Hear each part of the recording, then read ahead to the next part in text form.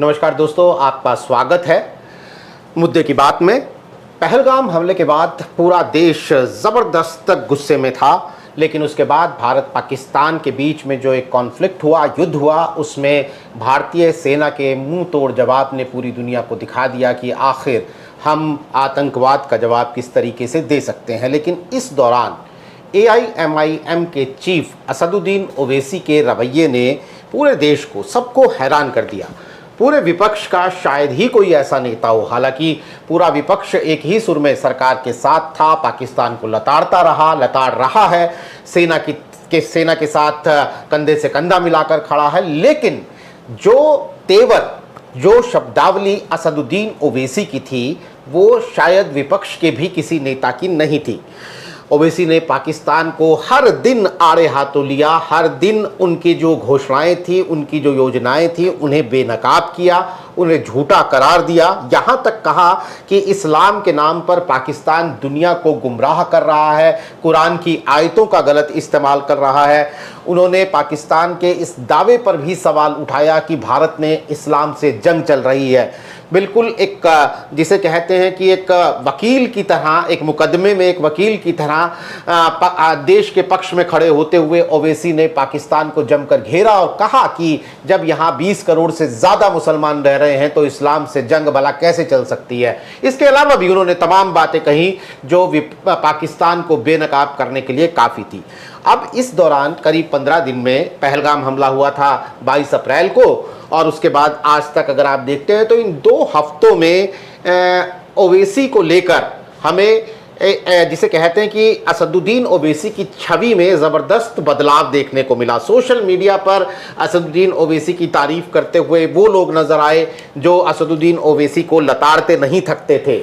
अब ऐसी सूरत में असदुद्दीन ओवैसी को लेकर एक सवाल बड़ा अहम हो जाता है। दरअसल मैं आपको बताऊं कि आप लगातार असदुद्दीन ओवैसी को मीडिया में, सोशल मीडिया में, अखबारों में देखते हैं, उनके बयानों को, और उन्हें लेकर खबरें भी देखते हैं। वो पूरे देश में जाने माना एक चेहरा है मुस्लिम पॉलिटिक्स का। लेकिन जब आप असदुद्दीन ओवैसी की पार्टी AIMIM का चुनावी गणित देखते हैं तो बड़ी हैरानी होती है। नॉर्थ ईस्ट की छोटी छोटी पार्टियों से भी कम वोट उन्हें पूरे कुल मिलाकर देश में मिलता है। हालांकि वो एक लिमिटेड इलाके में चुनिंदा सीटों पर चुनाव लड़ते हैं, लेकिन उनकी छवि और उनके चुनावी गणित में उनकी पार्टी के जमीन आसमान का अंतर है। अब ये पिछले 15 दिन असदुद्दीन ओवैसी की छवि को सुधारने में, उभारने में जिस तरह से कामयाब हुए हैं, क्या उनकी पॉलिटिकल उनका जो राजनीतिक गणित है उसमें भी कोई असर डालेंगे? और ख़ास तौर पर उत्तर प्रदेश में, जहां वो पिछले 7-8 साल से तमाम चुनावों में कोशिशें कर रहे हैं, लेकिन उत्तर प्रदेश की 20% मुस्लिम आबादी उन्हें बिल्कुल आड़े हाथों नहीं ले रही है। क्या वहां भी वो सेंध लगाने में कामयाब होंगे? ये एक सवाल है जो हमारे सामने है। हमारे साथ अमीश इस वक्त कोई मेहमान तो नहीं जुड़ा है, थोड़ी देर में हमारे साथ हमारे साथ कुछ मेहमान जुड़ेंगे, लेकिन तब तक हम इस बात को अगर आगे बढ़ाएं तो असदुद्दीन ओवैसी जो है इस मामले में वाकई बिरले नेता। आपको क्या लगता है अमीश की किस तरीके से नीरज जी, देखिए जो आपने विस्तार से, ये जो पूरे विस्तार से आपने इस पूरे घटनाक्रम के बारे में बताया कि ओवैसी की अपनी राजनीति रही है इतने लंबे अरसे तक भारत में, और ओवैसी ब्रदर्स, मतलब ओवैसी कोई एक केवल ओवैसी अपने नाम से तो जाने नहीं जाते हैं। असदुद्दीन ओवैसी के भाई का एक बयान जो अक्सर सोशल मीडिया पर कोट किया जाता है कि 15 मिनट के लिए फोर्स हटा लो तो हम बता देंगे। इस तरह की पहचान ओवैसी बंधुओं की रही है। हालांकि जो सीनियर ओवैसी हैं, सांसद असदुद्दीन ओवैसी, उनकी जो तकरीरें लोकसभा की या संसद में दी गई कोई भी स्पीच अगर हम सुने तो हम हमेशा ये पाते हैं कि ओवैसी संविधान में विश्वास करने वाले, भारत के संप्रभुता अखंडता की बात करने वाले ऐसे नेता के तौर पर हमेशा से जाने जाते रहे। लेकिन ये ऐसा मोमेंट आया है भारत पाकिस्तान, हमारे साथ शायद तस्लीम फयाज साहब जुड़ गए हैं। तस्लीम साहब, आपको तमकीन फयाज साहब हमारे साथ हैं। तमकीन साहब, अगर आपको मेरी आवाज़ आ रही है और आपने अगर मेरा सवाल सुना था तो कुल मिलाकर हम यही बात कर रहे हैं कि असदुद्दीन ओवैसी की छवि में पिछले 15 दिनों में काफ़ी ज़बरदस्त बदलाव देखने को मिला है। वो जिस तरीके से पाकिस्तान के खिलाफ और देश के पक्ष में खड़े हुए नजर आए, वो देश के खिलाफ कभी रहे हो ऐसा तो नहीं है, लेकिन वो पाकिस्तान को जिस तरीके से उन्हें, जिसे कहते हैं कि गिरेबान से पकड़कर झकझोरा उन्होंने इन 15 दिनों के दौरान, तो क्या आपको लगता है कि उनकी छवि में आया ये बदलाव उनके चुनावी गणित को भी कहीं प्रभावित करेगा? उत्तर प्रदेश में जो पिछले 7-8 साल से कोशिशें हैं असदुद्दीन ओवैसी की, लेकिन वो मुस्लिम समुदाय को खासतौर पर बिल्कुल भी नहीं लुभा पाए हैं, क्या आपको लगता है कि आने वाले चुनाव में असदुद्दीन ओवैसी अपनी चुनावी संभावनाएं उत्तर प्रदेश में तलाशेंगे और शायद उनके लिए नतीजे भी बेहतर हो सकते हैं? जी देखिए, चुनाव की बात तो अभी कहना बहुत समय से पहले होगा, लेकिन ये बात ठीक है कि पहलगाम की घटना में जिस तरीके से घृणित और जितनी विभत्स ये आतंकवाद की घटना थी, इसकी जितनी निंदा की जाए वो कम है। और इसमें खास बात ये थी कि जिसे कहते हैं कि एक तो करेला और ऊपर से नीम चढ़ाए, तो आतंकवाद ऊपर से उसे धर्म की चाशनी में लपेटकर और जिस तरीके से नाम पूछ पूछ कर ये घटना को अंजाम दिया गया और 26 बेगुनाह लोगों की जान ली गई, उसमें खास बात ये थी कि उनका जो आतंकी लोग थे, उनका मकसद न केवल उन मासूम लोगों की जान लेना था, बल्कि देश के सोशल फैब्रिक पर अटैक था। पूरा हमला था जो एक राष्ट्र की और एक देश की सोशल फैब्रिक है उसके ऊपर, और इसीलिए उन्होंने जो धर्म को एक आड़ बनाया उस काम के लिए, अपने उस नापाक काम के लिए, तो ये एक बड़ा चैलेंज था। और मैं समझता हूँ कि देखिए, जब सब लोग अपने अपनी जगह पर ठीक तरीके से उसको सोचते हैं और एक पॉजिटिव थिंकिंग करते हैं, तो आपदा में अवसर मिल जाता है। ये एक तरीके का एक इम्यूनिटी बूस्टर हो गया, ये एक ऐसा इंजेक्शन हो गया कि जिसका नुकसान तो हुआ, लेकिन देश को ये पता चल गया कि और कि हमारे ऊपर जो हमला करने वाले लोग हैं उनका मकसद केवल लोगों की जानें लेना नहीं है, बल्कि उनका मकसद देश के अंदर फूट डालना पहला मकसद है। और उसी का तोड़ देखने को मिला। ये शायद पहली बार है कि जिस तरीके से सरकार के साथ विपक्ष भी खड़ा हुआ और बिना किसी फर्क के, कोई भी धर्म हो, कोई जात हो, कोई हो, सभी लोग अपने आर्म फोर्सेस के साथ, अपनी फौज के साथ, अपने सैनिकों के साथ खड़े रहे।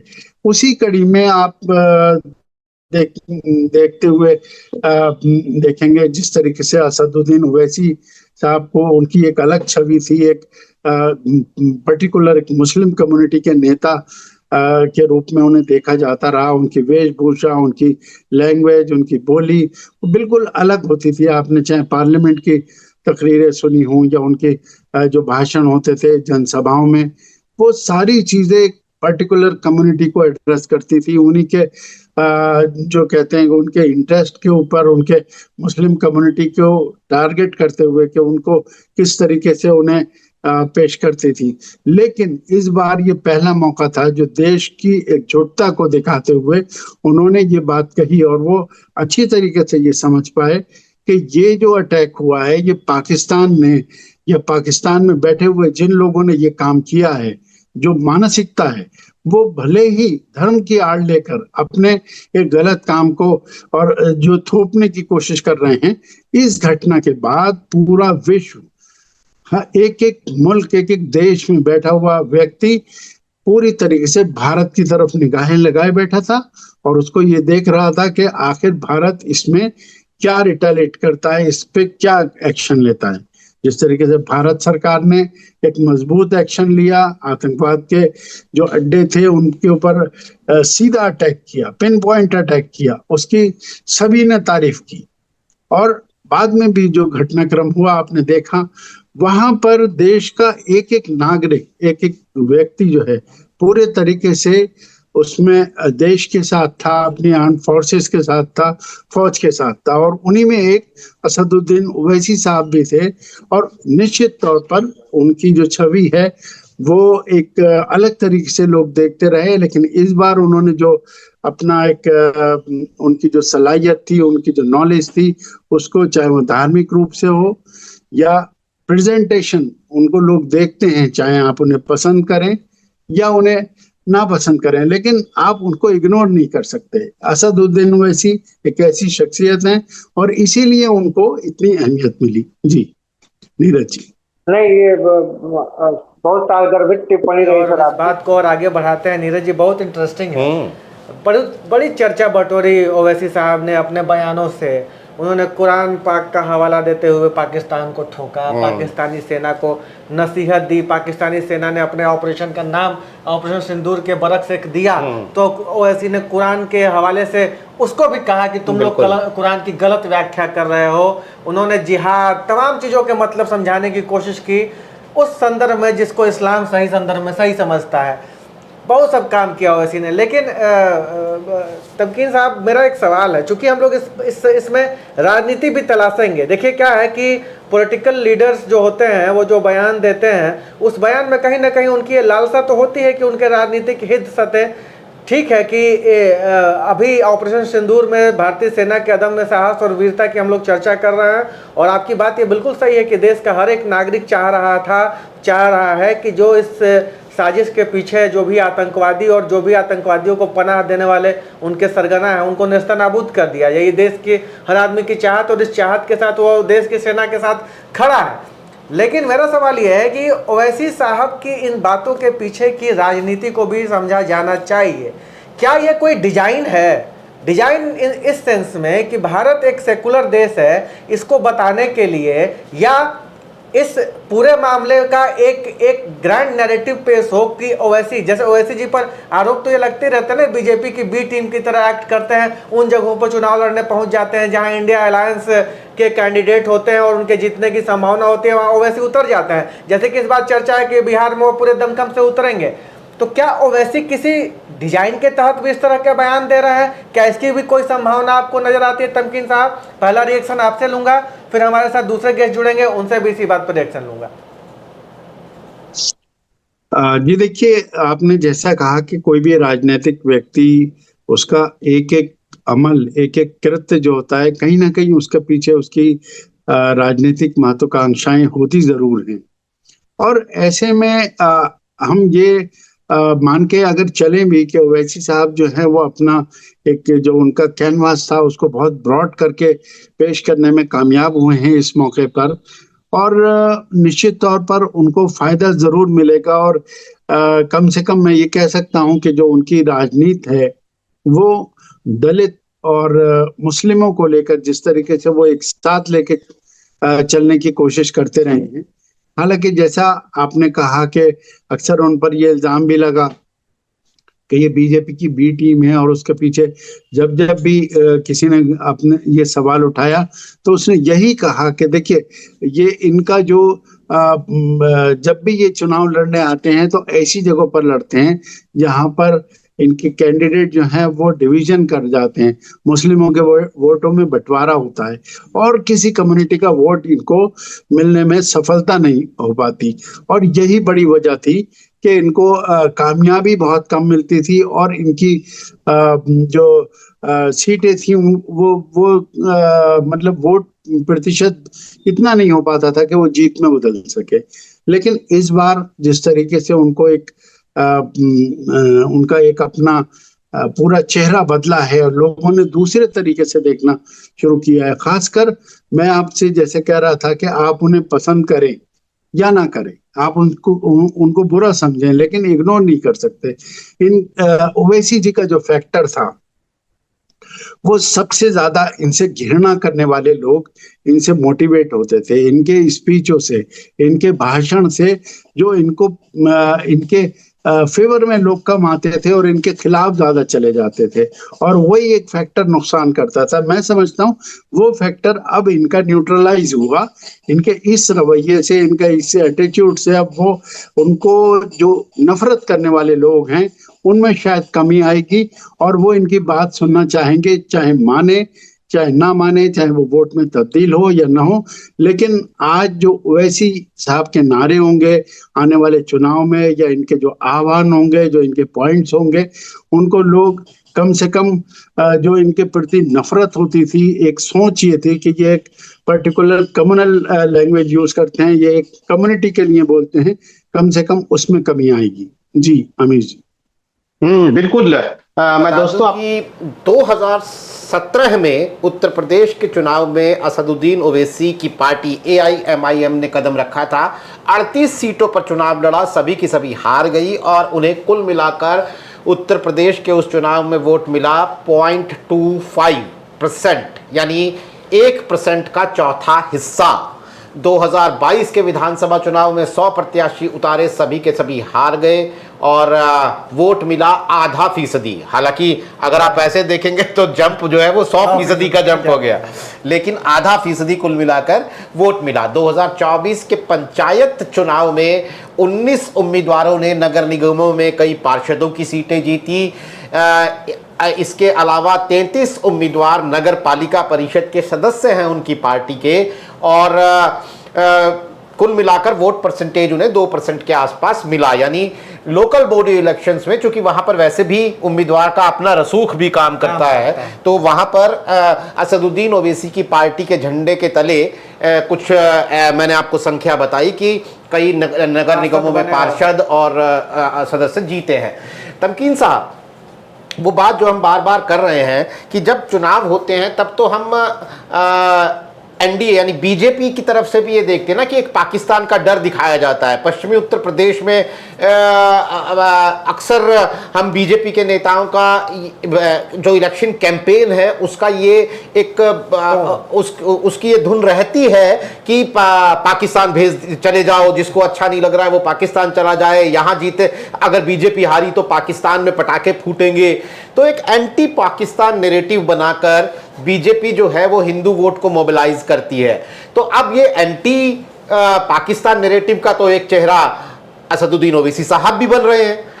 आपने जैसा कहा कि चुनाव अभी दूर है, लेकिन यात्रा तो दूरी से शुरू की ही जाती है, कभी ना कभी शुरू की ही जाती है। तो ये एंटी पाकिस्तान नैरेटिव का चेहरा आपको लगता है कि उत्तर प्रदेश के अंदर असदुद्दीन ओवैसी जो है वो अपना इसको एस्टेब्लिश करके और मजबूत कर पाएंगे? जी देखिए नीरज जी, राजनीति में ये बात ठीक है कि पोलराइजेशन एक बड़ा फैक्टर होता है, और पिछले दिनों वो चाहे धर्म के आधार पे हो, उससे पिछले दशकों में आपने देखा कि जिस तरीके से मंडल कमंडल की राजनीति हुई और जातिगत आधाराइजेशन किया गया, ये एक बड़ा फैक्टर है। चुनावी गणित कह सकते हैं, उसके अंदर एक बहुत बड़ी चीज मानी जाती है। अब जैसे मैं अभी वही बात कह रहा था कि भारतीय जनता पार्टी जिस तरीके से हिंदू वोटों को पोलराइज करने के लिए कुछ काम करती है, कुछ अपना अभियान चलाती है, कुछ नैरेटिव्स बनाती है, उसी पर मैं समझता हूं कि आज तक भी बहुत बड़ी तादाद हिंदू समाज में ऐसी है जो आज भी उससे सेटिस्फाइड नहीं हो पाए। वो आज भी भारतीय जनता पार्टी के बिल्कुल अलग हिंदू और मुस्लिम वाले नैरेटिव पे पूरी तरीके से सहमत नहीं है। लेकिन जब वो ये देखते हैं कि ओवैसी साहब जैसे लोग एक बेहद कड़े शब्दों में, और बहुत सारे ऐसे मुद्दे होते हैं जिसमें मुसलमानों को लेकर, मुसलमानों के मुद्दों को लेकर, और वो मुखर नजर आते हैं और उनकी लैंग्वेज कड़ी होती है, सख्त होती है, तो उससे वो पोलराइजेशन जितना मुस्लिमों में होना चाहिए वो भले ही ना हो।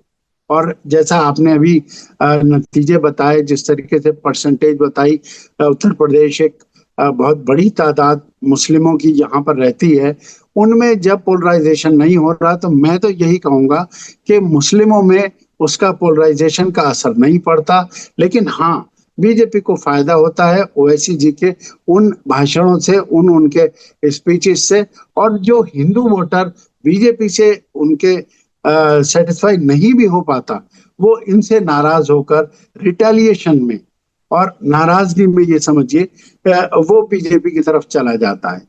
क्योंकि देखिए जब पोलराइजेशन होगा तो मूवमेंट होता है। अब उसके लिए जरूरी नहीं है कि जो आदमी पोलराइज करने की कोशिश करे, जो मुद्दा उठाए, उसी का असर उसके कम्युनिटी पे पड़े, मुस्लिमों पे पड़े ना पड़े। ओवैसी जी के भाषणों का, उनकी चीजों का मैंने खुद देखा है। मैंने इस बात को माइन्यूटली ऑब्जर्व किया है कि कई बार ऐसा हुआ है कि उससे नाराजगी हुई है, उससे नफरत हुई है, और उस नफरत का फायदा बीजेपी को मिला है। जी नीरज। सही बात। एक एक अलग तरह की राजनीति ओवैसी साहब करते हैं और उस राजनीति के परिणाम अलग अलग किस्म के हमें सामने देखने को मिलते हैं। तमकीन सर, लेकिन मेरा एक और सवाल है। मेरा सवाल ये है कि बीजेपी 2014 और 2019 में बड़ी जीत तो हासिल कर लेगी, लेकिन 2024 में उसका मामला डगमगा गया और जैसे तैसे सरकार बनाने में कामयाबी मिली है। बैसाखी वाली सरकार मोदी जी चला रहे हैं, जो कि उनकी पर्सनालिटी को सूट नहीं करता है। ऐसा भाजपा के जानने वाले हमारे मित्रगण कहते रहते हैं कि मोदी जी को प्रचंड बहुमत वाली सरकार ही सूट करती है।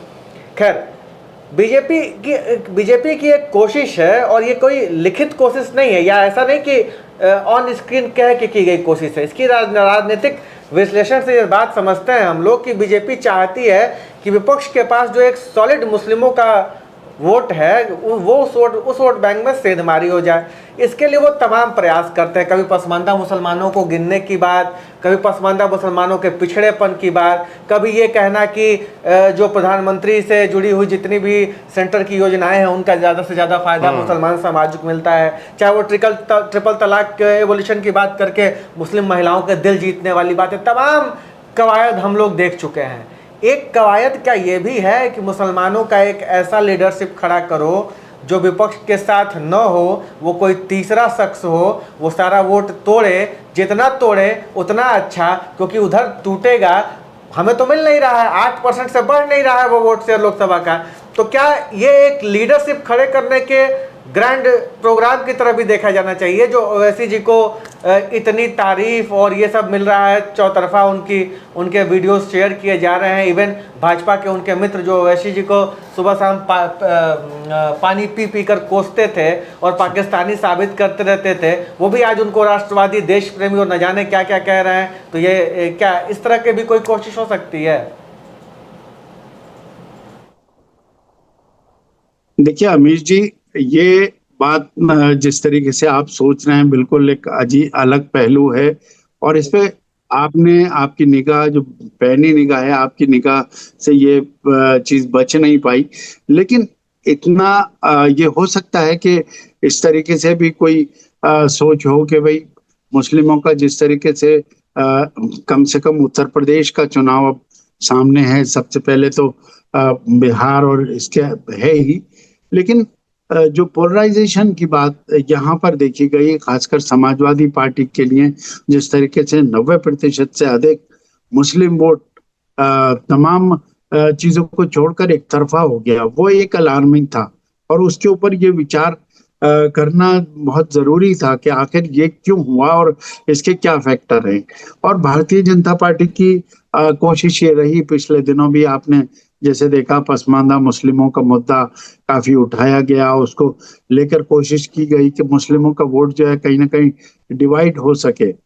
लेकिन दिक्कत यहाँ पर आई कि जो पसमानदा वोट के लिए जो चीज चलाई गई, जो अभियान चलाया गया, जो मुद्दे उठाए गए, वहां पर कामयाबी मिलना बेहद मुश्किल थी।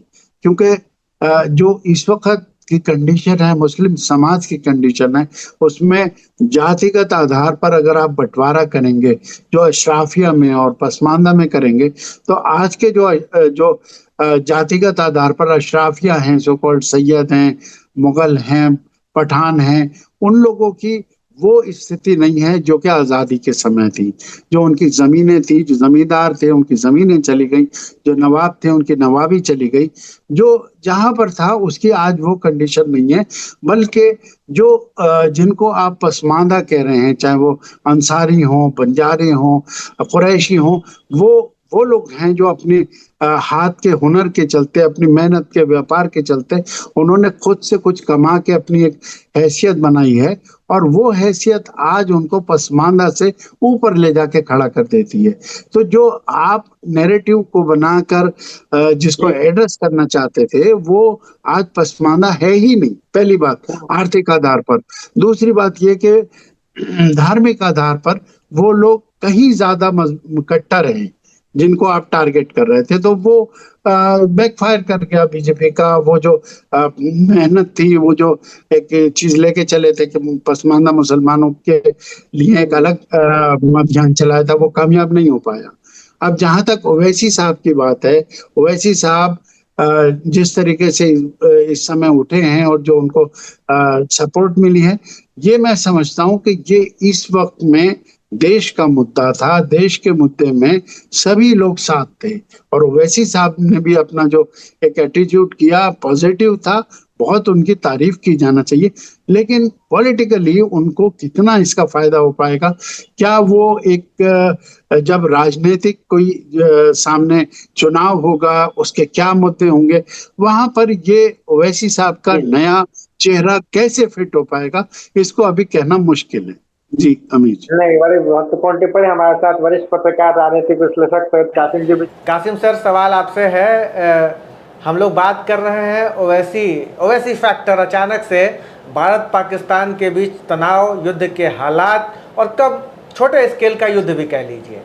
हालांकि इसे युद्ध कहा नहीं जा रहा है, भारतीय सेना कह रही है कि हमारा टारगेट पाकिस्तानी सेना, पाकिस्तानी मिलिट्री, पाकिस्तानी सिविलियन नहीं, पाकिस्तान के इलाके में बसे हुए टेरर कैंप थे, टेररिस्ट थे, जिन्हें हमने सक्सेसफुली निशाना बनाया है। लेकिन युद्ध तो कहा ही जा रहा है, आम दर्शकों के लिए जो बोलचाल की भाषा में, ये युद्ध ही है। इसमें ओवैसी फैक्टर जो है कासिम सर, की ओवैसी जी के बयानात की बड़ी चर्चा रही, उनके राष्ट्र प्रेम, देश प्रेम, संविधान के प्रति प्रेम, और इतने ज़्यादा ओवैसी के बयान वायरल हुए कि दक्षिणपंथी संगठनों से जुड़े लोग भी ओवैसी के बयान को ट्वीट कर रहे थे, रिट्वीट कर रहे थे, उसे आगे बढ़ा रहे थे और कह रहे थे कि देखो भारत का मुसलमान ऐसा है, भारत का मुसलमान पाकिस्तान के सामने कैसा, ओवैसी को दिखा के बताया जा रहा था, अपने देश के एक सांसद को दिखा के बताया जा रहा था। हम लोग इसके राजनीतिक निहितार्थ तलाश रहे हैं कि क्या ओवैसी की ये बढ़ती हुई लोकप्रियता, खास करके एक देश प्रेमी के रूप में उनकी सामान्य जो स्वीकार्यता हो रही है, ये उनकी राजनीति में कितनी कारगर होगी, जो कि कम से कम उत्तर भारत हिंदी पट्टी में चलती नजर नहीं आई है अभी तक, चाहे वो उत्तर प्रदेश की बात करें, चाहे बिहार की बात करें। मेरा सवाल आपसे यह है कि हम लोग अक्सर ये बात कहते हैं कि मुसलमान भाजपा को वोट करेगा, लेकिन आज मैं आपसे पूछना चाह रहा हूं, चलिए मुसलमानों पर जो भी असर होगा ओवैसी के बयान का, वो बाद में आपसे तस्दीक करेंगे। पहला मेरा सवाल आपसे यह है कि क्या इस देश प्रेमी ओवैसी को उत्तर भारत का या इस देश का हिंदू वोट करेगा? बड़ा इंटरेस्टिंग सवाल है अमीश भाई, और जवाब भी उसका बड़ा कैसे दिया जाए, क्योंकि इस वक्त जब से हिंदुस्तान पाकिस्तान के बीच में, भारत पाकिस्तान के बीच में टेंशन हुआ, और उसके बाद जो क्या कहते हैं, पाकिस्तान पर नहीं बल्कि आतंकवादियों के अड्डे पर भारत ने जो अपना स्ट्राइक किया, उसमें तमाम आतंकी मारे गए जैसी खबरें आई।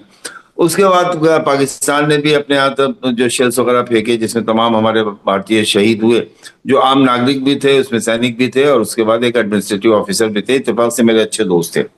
तो ऐसी स्थिति में अगर कोई हीरो बन के उभरा तो ओवैसी उभरे, और किनकी नजर में? जिनकी नजर में ओवैसी सबसे बड़े विलेन थे। ओवैसी को जो लोग देशद्रोही, भारत की एकता के लिए खतरा, भारत के संविधान पे बात करने वाले, लेकिन उनके भाई अकबरुद्दीन का वो बयान कि पुलिस हटा लो, 5 मिनट का समय दे दो, जैसी चीजें, और पूरे देश में स्पेशली सोशल मीडिया पर ओवैसी एक विलन थे। उन्हीं की नजर में ओवैसी हीरो हो गए। तो अब सवाल ये पैदा होता है कि जब ओवैसी उनकी नजर में विलन थे, तो किसी एक तबके की नजर में वो हीरो के रोल में आ रहे थे। ओवैसी जब उन लोगों के लिए विलन थे जो आज उनको हीरो बता रहे हैं, तो मुसलमान उनकी तरफ आकर्षित हो रहा था कि यार ये हमारा है, क्योंकि इसको वो लोग गाली दे रहे हैं जो हमारे नहीं है। अब तो उल्टा हो रहा है, ओवैसी की वो लोग तारीफ कर रहे हैं जो मुसलमानों के नहीं है, एज पर मुस्लिम स्टेटमेंट जो आते हैं मुसलमानों के। तो मुझे लगता है कि ओवैसी का फायदा होने की जगह ओवैसी का नुकसान हो गया, क्योंकि ये तारीफ करने वाले लोग ओवैसी को वोट देंगे नहीं, और जो वोट दे रहे थे इनकी तारीफ करता हुआ देख के कहेंगे ये तो मोदी वाला हो गया, भाई मोदी के लोग उसकी तारीफ कर रहे हैं और ओवैसी तो हमारा है ही नहीं। तो मुझे लगता है, मेरा जो अपना कैलकुलेशन है वो ये कहता है कि ओवैसी का फायदा नहीं हुआ बल्कि नुकसान हो गया सियासी तौर पे। अमीश भाई। नहीं, सियासी तौर पर ओवैसी का नुकसान हो गया, कासिम जी ये का टेक है। और कासिम जी, हम चाहते थे कि आपसे इस मामले में और विस्तार से बात करें, लेकिन हमारे लिमिटेशन है, कार्यक्रम हमें समाप्त करना वक्त का तकाजा है। तो आज हमने दोस्तों बात की ओवैसी के, जो एक देश प्रेमी ओवैसी की जो छवि बनी है भारत पाकिस्तान के इस विवाद के बीच में, उसका राजनीतिक नेतार्थ क्या होगा, उसका राजनीतिक असर क्या होगा, ओवैसी की ये छवि किसे फ़ायदा पहुंचाएगी, किसे नुकसान पहुंचाएगी, खुद ओवैसी के राजनीति के लिए ये छवि कितना सूट करेगी। हमसे बात करने के लिए तमकीन फैज साहब आपका शुक्रिया, सैयद कासिम साहब आपका शुक्रिया। दोस्तों, मुद्दे की बात में बस आज इतना ही। नमस्कार।